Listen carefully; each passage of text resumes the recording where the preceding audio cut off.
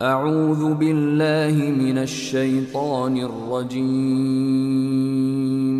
بسم اللہ الرحمن الرحیم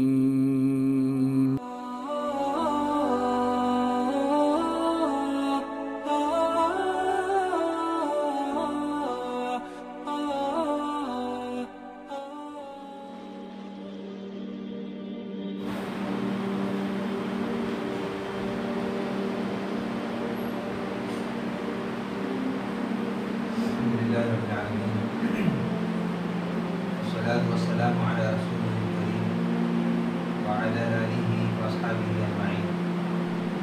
أشهد أن لا إله إلا الله وحده لا شريك له وأشهد أن محمدا عبده ورسوله. قال الله تعالى في القرآن المجيد: أعوذ بالله من الشيطان الرجيم. بسم الله الرحمن الرحيم. فكلا أخذنا بذنبه فمنهم من أرسلنا عليه حاصبا ومنهم من أخذته الصيحة ومنهم من خسفنا به الأرض ومنهم من أغرقنا وما كان الله ليظلمهم ولكن كانوا أنفسهم يظلمون.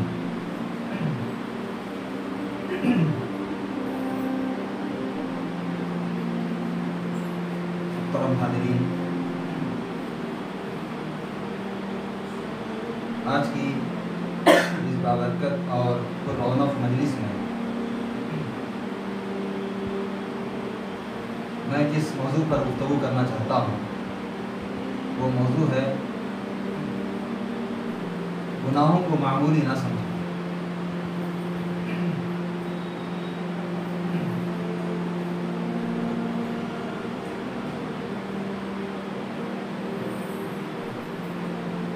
گناہ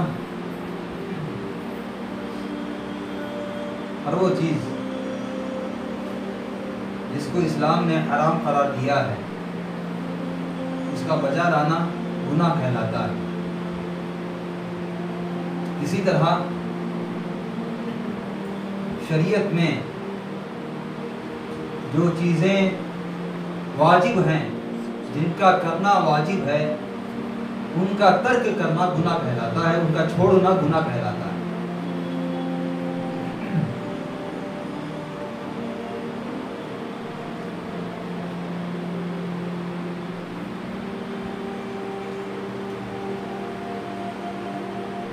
اگر ہم قرآن اور حدیث کا مطالعہ کریں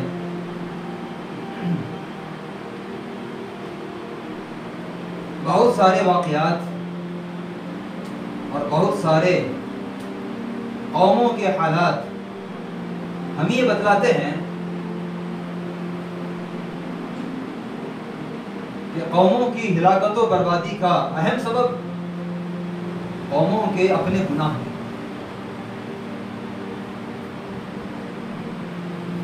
اتنا ہی نہیں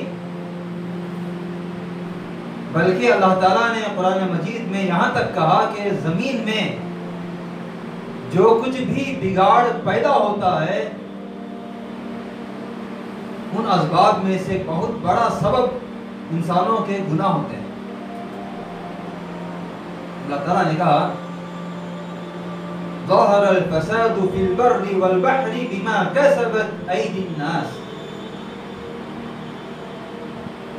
خشکی اور تری میں فساد ظاہر ہونے کی بہت بڑی وجہ بما کسبت ایدی الناس لوگوں کے اپنے کرتوت ہوتے ہیں، لوگوں کے اپنے گناہ ہوتے ہیں. دنیا میں جو بھی عذابات نازل ہوتے ہیں، جو بھی حادثات رونما ہوتے ہیں، ان حادثات کی ایک بہت بڑی وجہ انسان کے گناہ ہوتے ہیں. اتنا ہی نہیں بلکہ ہر انسان کو جو پریشانیاں لاحق ہوتی ہیں، جو کچھ مصائب لاحق ہوتی ہیں، جو کچھ مصیبتیں لاحق ہوتی ہیں، اس کا سبب بھی اللہ تعالیٰ نے قرآن مجید میں گناہ قرار دیا ہے.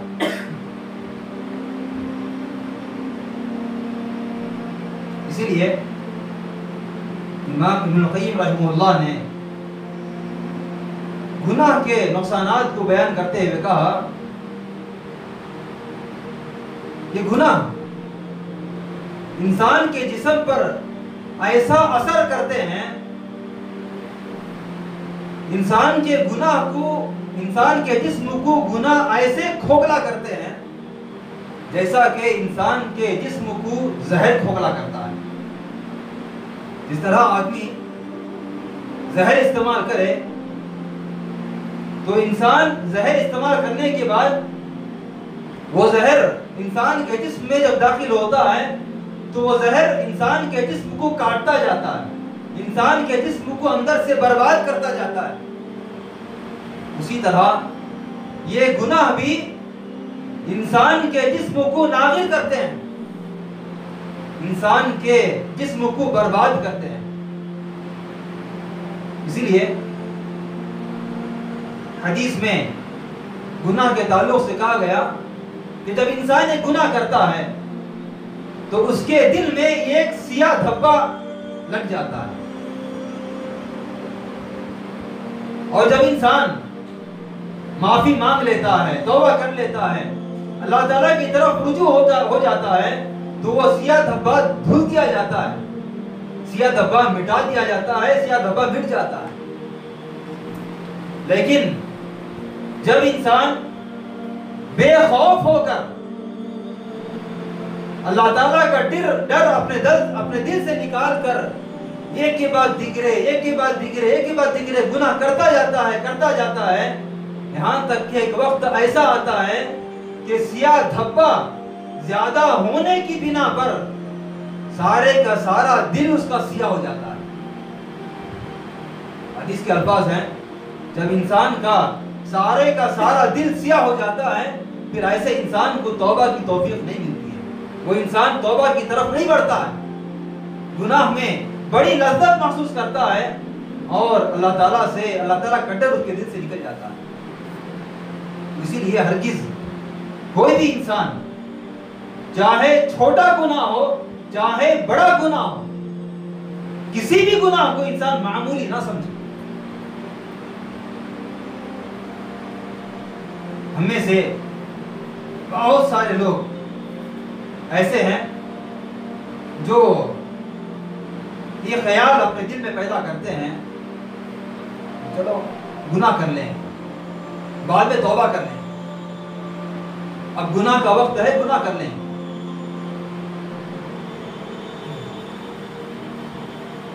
اور شیطان ایسے لوگوں کے دلوں میں جو گناہ کرتے ہیں ایک وسوسہ ڈالتا ہے، تسلی کے الفاظ انسان کے دل میں شیطان پیدا کرتا ہے۔ کیا ہے تسلی کے الفاظ؟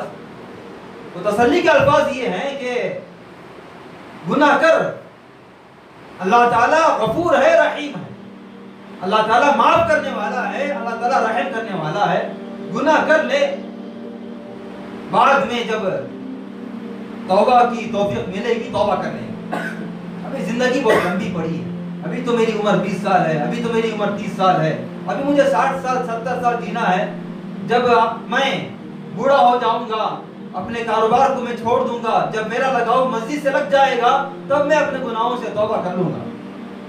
اللہ تعالیٰ معاف کرنے والا، اللہ تعالیٰ رحم کرنے والا۔ انسان کے دل میں یہ شیطان شبہ ڈالتا ہے، شیطان گناہوں پر آمادہ کرتے ہوئے اللہ تعالیٰ کی رحمت کی امید دلاتا ہے، اللہ تعالیٰ کی غفار کی امید دلاتا ہے۔ انسان کو ہمیشہ یاد رکھنا چاہیے کہ شیطان کی طرف سے جو کچھ اس قسم کی وساوس یا اس قسم کی جو کچھ شبہ پیدا ہوتے ہیں یہ انسان کو ہمیشہ یاد رکھنا چاہیے کہ یہ شیطان کی طرف سے، شیطان وسوسہ پیدا کر رہا ہے، شیطان گناہ کی طرف آمادہ کر رہا ہے۔ اسی لیے اللہ تعالیٰ نے قرآن مجید میں اس قسم کے وسوسوں کا اللہ تعالیٰ نے بہترین انداز میں رد کیا۔ اللہ تعالیٰ نے کہا اعلموا، اے انسانوں جان لو، ان اللہ شدید العقاب، بے شک اللہ تعالیٰ بڑی سخت پکڑنے والا ہے، سخت پکڑنے والا ہے۔ جب اللہ تعالیٰ پکڑتا ہے گناہوں کے بلبوتے پر کسی بھی قوم کو یا کسی بھی انسان کو گرفت میں لیتا ہے تو اللہ تعالیٰ کی گرفت بڑی ہی مضبوط ہوتی ہے۔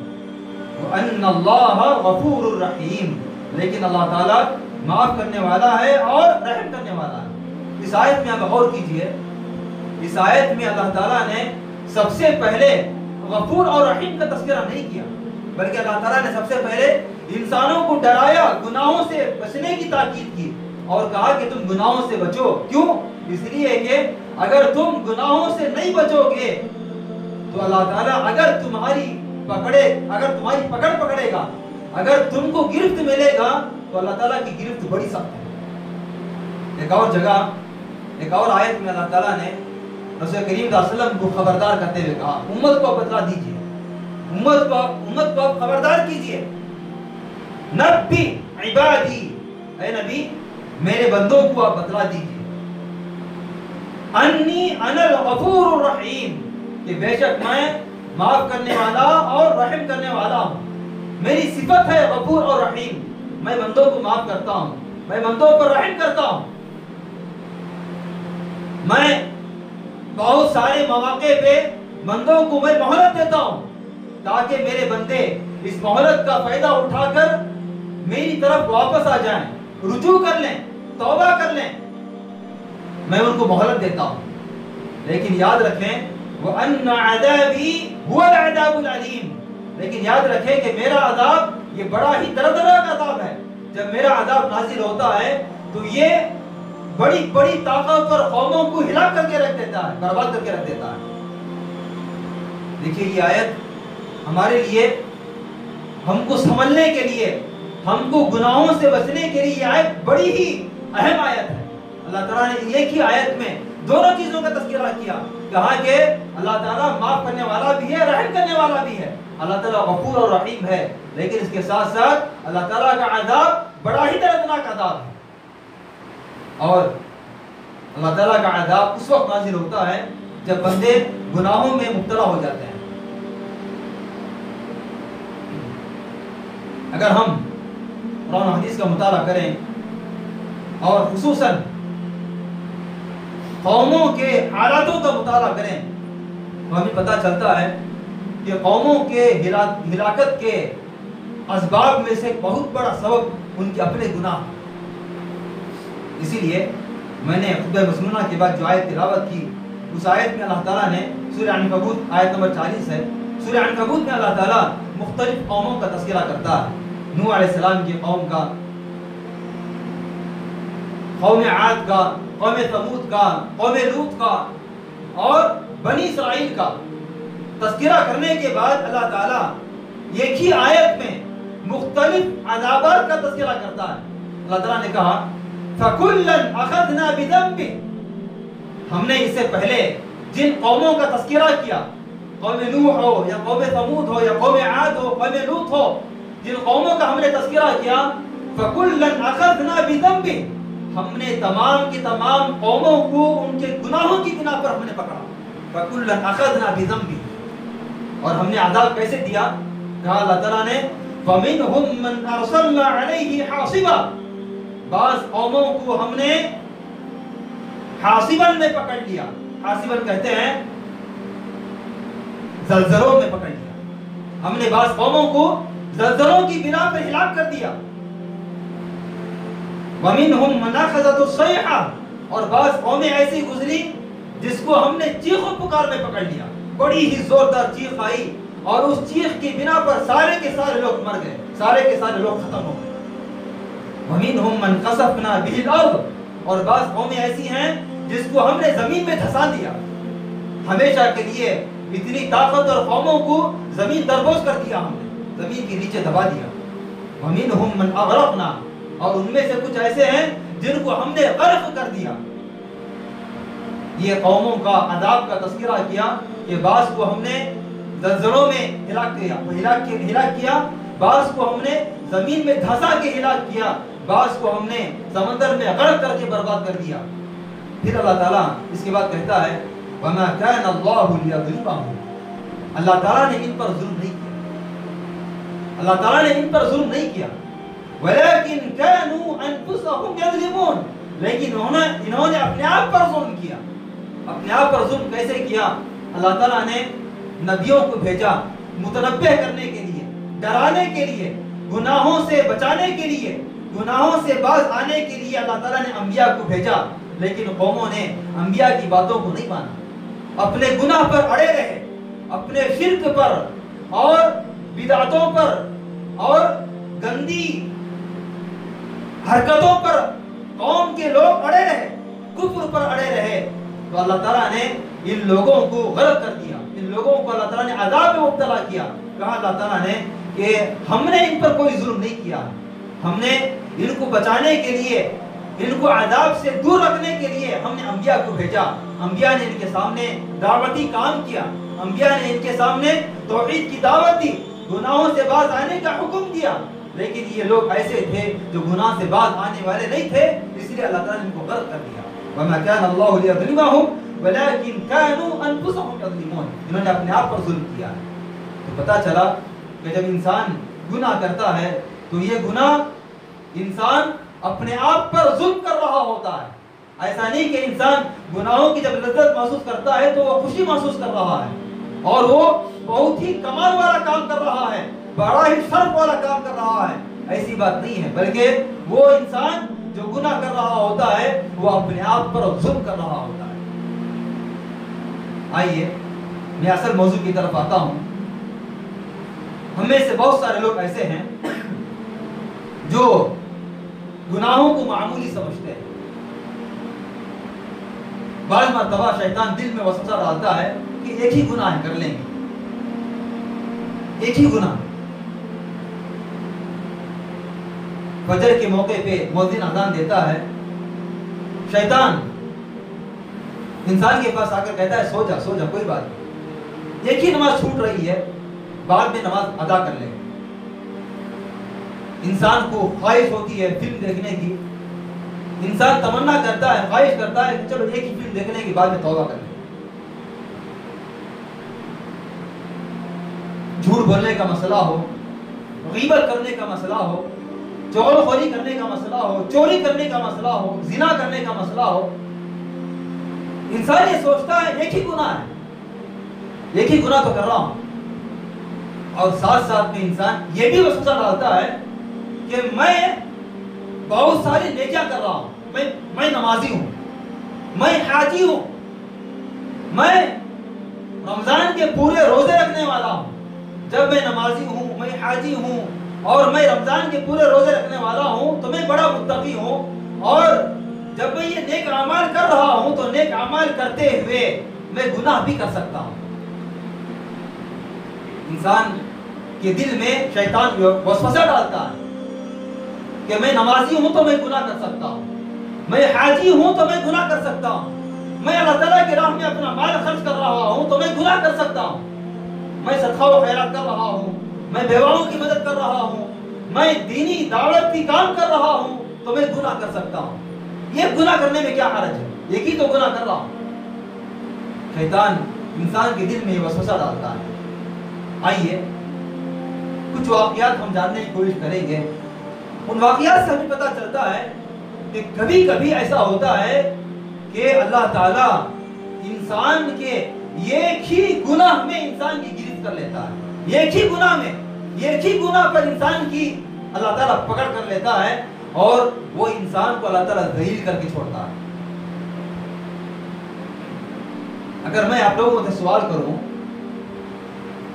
شیطان ملعون ہوا، ابلیس کو اللہ تعالیٰ نے ملعون قرار دیا قیامت تک کے لیے۔ کتنے گناہ کیا تھا، کتنے گناہ کیا تھا؟ کیا گناہوں کا پہاڑ لے کے اللہ تعالیٰ کے سامنے حاضر ہوا تھا؟ نہیں، صرف یہ گناہ تھا، صرف یہ گناہ۔ کون سا گناہ تھا؟ اللہ تعالیٰ نے اس بات کا حکم دیا تھا کہ اس پتلے کے سامنے سجدہ کرو، آدم کے سامنے سجدہ کرو۔ اللہ تعالیٰ نے تمام کے تمام فرشتوں کو، تمام جنات کو اس بات کا حکم دیا تھا۔ تمام لوگوں نے سجدہ کیا سوائے ابلیس کے، ابلیس نے سجدہ نہیں کیا۔ ابا واستکبر وکان من الکافرین، انکار کر دیا اور تکبر کیا اور کہا کہ میں سجدہ نہیں کروں گا. تعویلات کی کہ میں آگ سے پیدا کیا گیا ہوں, یہ مٹی سے پیدا کیا گیا ہے, آگ اونچی ہونے والی چیز ہے, کسی نچلی چیز کے سامنے کیسے جھک سکتی ہے, بڑا اس نے تعویلات کی. لیکن کون سا گناہ تھا؟ کتنے گناہ اس نے کیے تھے؟ صرف ایک ہی گناہ اس نے کیا تھا, اور وہ گناہ کیا تھا سجدے کا انکار. اللہ تعالیٰ کے حکم کا انکار اس نے کیا, لیکن کیا ہوا, انجام کیا ہوا؟ صرف یہ گناہ کی بنا پر اللہ تعالیٰ نے ابلیس کو ہمیشہ کے لیے, قیامت تک کے لیے لعنت والا قرار دیا, اور ہمیشہ کے لیے اس کو جنت کی نعمتوں سے محروم کر دیا. پتہ چلتا ہے کہ صرف یہ گناہ پر بھی اللہ تعالیٰ کسی بھی انسان کو اگر پکڑنا چاہے تو پکڑ سکتا ہے. آدم علیہ السلام کتنے گناہ کیے تھے؟ جنت سے نکالے گئے آدم علیہ السلام کتنے گناہ کیے تھے؟ صرف ایک ہی گناہ. کیا گناہ تھا؟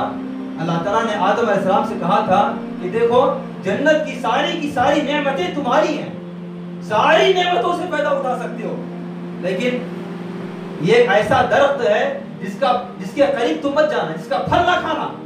اللہ تعالیٰ نے منع کیا تھا, لیکن ابلیس آنے کے بعد آپ کو تمنائیں دلائیں, خواہشات پیدا کی, کہا کہ اگر تم وہ پھل کھا لو گے تو تم ہمیشہ جنت میں رہو گے. تمنائیں, خواہشات دل میں دلائیں. ایسا ہی شیطان کرتا ہے. گناہ کی طرف جب مائل کرتا ہے تو گناہ کے فوائد انسان کے دل میں اللہ تعالیٰ شیطان ڈالتا ہے کہ اگر تم یہ گناہ کرے گو تو یہ فائدہ ہے, یہ گناہ کرے تو یہ فائدہ ہے. آدم علیہ السلام کی دل میں بھی شیطان نے وسوسہ ڈالا. دیکھو اللہ تعالیٰ نے منع اس لیے کیا ہے کہ اگر تم وہ پھل کھا لو گے تو ہمیشہ جنت میں رہو گے. اللہ تعالیٰ ہمیشہ تم کو جنت میں رکھنا نہیں چاہتا ہے, اسی لیے وہ پھل کھانے سے منع کیا ہے. آدم علیہ السلام نے پھل کھا لیا. اللہ تعالیٰ کی صرف ایک نافرمانی کی, نتیجہ کیا ہوا؟ اللہ تعالیٰ نے آدم علیہ السلام کو جنت کی تمام نعمتوں سے محروم کر دیا, اور ہمیشہ کے لیے جنت سے نکلوا کر زمین میں پھینک دیا. پتا چلا کہ کبھی کبھی یہ گناہ بھی انسان کی زندگی کو برباد کرنے کے لیے کافی ہے. یہ گناہ بھی انسان کو ختم کرنے کے لیے کافی ہے, اور انسان کو جہنم میں لے جانے کے لیے کافی ہے. اسی لیے آدمی ہرگز یہ نہ سوچے کہ ایک ہی تو گناہ کر رہا ہوں. یہ ہرگز انسان اپنے دل میں نہ سوچے, کیونکہ یہ گناہ انسان کو جہنم میں لے جانے کا باعث بن سکتا ہے. ایک اور واقعہ صحیحین کی روایت ہے, بخاری اور مسلم کی روایت ہے, حدیث کے راوی ابن عمر ہیں. اللہ کے رسول صلی اللہ علیہ وسلم نے ارشاد فرمایا, ایک عورت بڑی ہی نیک, بڑی ہی متقی, بڑی ہی پرہیزگار. حدیث میں جو الفاظ خاص طور پر آئے ہیں وہ ہے تہجد گزار. اور جو آدمی تہجد گزار ہے وہ بڑا ہی نیک اور بڑا ہی متقی ہوگا. عورت بڑی ہی پرہیزگار, بڑی ہی عبادت گزار, بڑی ہی متقی, اور خاص طور پر تہجد کا اہتمام کرنے والی. لیکن اس عورت سے یہ گناہ ہوا. وہ گناہ کیا تھا کہ اس عورت نے بلی کو باندھ کے رکھا ہوا تھا, اور بلی کو کھانے پینے کی کوئی چیز نہیں دیتی تھی, اور اس کو آزاد چھوڑا بھی نہیں کہ وہ بلی کیڑے مکوڑے کھا کر زندہ رہے. باندھ کر رکھا اور کھانے پینے کی چیزیں نہ دیتی تھی, اور اسی حالت میں بھوک کی وجہ سے وہ بلی مر گئی. عورت بڑی ہی متقی, بڑی ہی پرہیزگار, بڑی ہی عبادت گزار, لیکن ایک معصوم جانور پر ظلم کرنے کی بنا پر نتیجہ کیا ہوا؟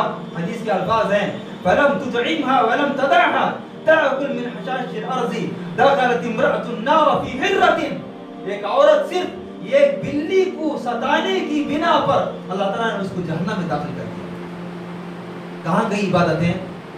کہاں گئی اس کا تقوی, اس کی پرہیزگاری کہاں گئی؟ صرف یہ گناہ کرنے کی بنا پر, یہ جانور پر ظلم کرنے کی بنا پر اللہ تعالیٰ نے اس کے تمام نیکیوں کو برباد کر کے اس کو جہنم میں ڈال دیا. پتا چلا کہ کبھی انسان کسی بھی معمولی گناہ کو بھی معمولی نہیں سمجھنا چاہیے. یہ گناہ کو بھی معمولی نہیں سمجھنا چاہیے, کیونکہ یہ گناہ کی بنا پر بھی اللہ تعالیٰ اس انسان کو پکڑ سکتا ہے. آئیے ایک اور واقعہ, حدیث کے الفاظ ہیں, بخاری اور مسلم کی روایت ہے. ابو ہریرہ حدیث کے راوی ہیں کہ رسول کریم صلی اللہ علیہ وسلم نے فرمایا ان العبد لَيَتَكَلَّمُ بِالْكَلِمَةِ مَا يَتَبَيَّنُ فِيهَا يَهْوِي بِهَا فِي النَّارِ أَبْعَدَ مَا بَيْنَ الْمَشْرِقِ وَالْمَغْرِبِ. کہا رسول کریم صلی اللہ علیہ وسلم نے فرمایا انسان کبھی کبھی اپنی زبان سے ایسا کلمہ ادا کر دیتا ہے جو کہ کلمہ اللہ تعالیٰ کو بہت ہی سخت ناراض کرنے والا ہوتا ہے، بہت ہی سخت ناراض کرنے والا ہوتا ہے. بس اس ایک کلمے کی بنا پر، اس ایک کلمے کی بنا پر اللہ تعالیٰ اس انسان کو جہنم میں داخل کرتا ہے، جس کی بنا پر اس نے اللہ تعالیٰ کو ناراض کیا ہے. پتا چلا کہ جب ہم گفتگو کرتے ہیں، گفتگو کرتے ہوئے اگر ہم بغیر سوچے سمجھے ایسے الفاظ استعمال کر دیں جو اللہ تعالیٰ کو ناراض کرنے والے ہیں، اس یہ کلمے کی بنا پر بھی ہماری پکڑ ہو سکتی ہے، اس یہ گناہ پر بھی ہماری پکڑ ہو سکتی ہے. تو اس لیے ہم کبھی بھی کسی بھی یہ گناہ کو بھی ہم معمولی نہ سمجھیں. آئیے صحابہ کے دور کا ایک واقعہ آپ کے سامنے بیان کر دوں. غزوہ احد میں مسلمان فتح حاصل کرنے والے تھے، فتح بالکل نزدیک تھی، لیکن یہ فتح شکست میں بدل گئی. جیتنے والی جنگ ہارنے کے قریب ہو گئے، شکست میں تبدیل ہو گئی. وجہ کیا تھی؟ کیا وجہ تھی کہ جو جنگ جیتنے والے تھے وہ جنگ شکست میں بدل گئی. وجہ کیا تھی؟